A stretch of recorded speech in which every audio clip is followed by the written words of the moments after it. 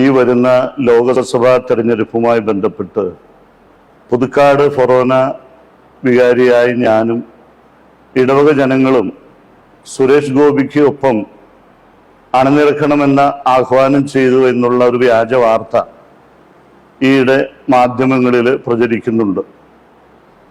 വാസ്തവത്തിൽ ഈ കഴിഞ്ഞ ഡിസംബർ മാസത്തിൽ പ്രചോദി നികേതൻ കോളേജിൽ നടന്ന ഒരു പുതുക്കാട് ദേശത്തിൻ്റെ വികസനവുമായി ബന്ധപ്പെട്ട ഒരു ചർച്ചയുടെ അടിസ്ഥാനത്തിൽ നടന്ന ഒരു വാചകമാണ് പ്രത്യേകമായിട്ട് ഈ വ്യാജ വാർത്തയ്ക്ക് നിമിത്തമായിട്ട് പ്രചരിപ്പിക്കുന്നത്.